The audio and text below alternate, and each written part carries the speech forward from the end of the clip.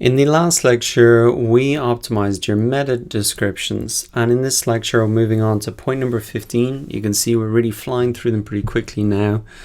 And what we're going to do in this lecture is really optimize any images in your blog post for these search results. You can see here that I've included an image at the top of my blog post. I think it looks professional, helps it have that visual impact right from the start. I've left out images in the checklist on purpose because I just want people focusing on the points, but I would recommend that throughout your blog post, particularly if it's quite a long one, that you have images really breaking up the materials to make it more visually appealing. And what I would recommend you use in order to make your images is this tool called canva.com. It's free to use.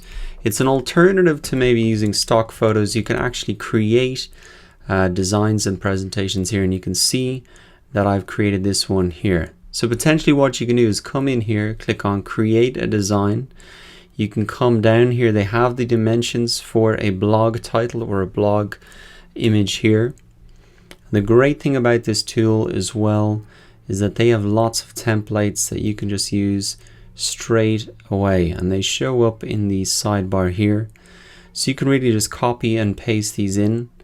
A lot of these are free here, you can see it, and some of the other ones they have, if you see the X on the back here, that means that you will have to pay maybe $1 every time you want to use that image. But there's really a lot of great examples you can use. You can see that you don't have to use maybe that image, you can just use the background. You could maybe drag that in, you can add text in here very easily. You can add different elements and shapes in here as well. So you can very, very quickly add in an image. They even have icons you can use. All around, it's just an absolutely great tool to use. Very easy to resize. Essentially, it's like a much easier version of something like Photoshop. That is how you can create these images. Once you've got your designs done, what you'll want to do is actually download them. Now you'll see here that when you go to download them, you have a couple of options. I would pick the JPEG option here because you want to have a small image size in terms of its quality so that it's not going to slow down your web page too much. And you can see that it's very easy to download them here, and essentially it's going to just download into your download section here. What I would recommend is that when you download them, what you might see is that the title says untitled design. What I would really recommend that you do is rename that with your keywords. So if you've got a design, here we go. First thing that I wanted to do is maybe rename it from my keywords. So I'm just going to imagine I created this, and I'm going to just call it SEO checklist. Now this is the same process that I did with the one that I'm actually using. Then once you have the image that you want, that you've created in WordPress, you can add media here, you can upload the files, you can just drag and drop the file in there. And then you were going to see that you have an option here to add in some other pieces of information, and this is the really important part here, the alt text.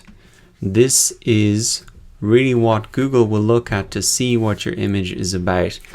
And I'm going to type this in SEO checklist here, and then I could just insert this into my post, and you can resize it to whatever size that you want. And that's the process. It's very, very simple. You can create these images yourself in Canva, or you can just buy stock photos. And the important thing is to name the file with the keyword in it, and then add the alt text in as well. So that was really it. It's very simple. Just include your target keyword in the file name and in that alt text. For something like SEO checklist, I don't think too many people will be checking the Google image search results for that.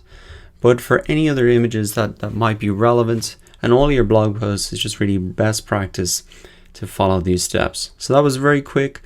I recommend you add those images to visually break up your content.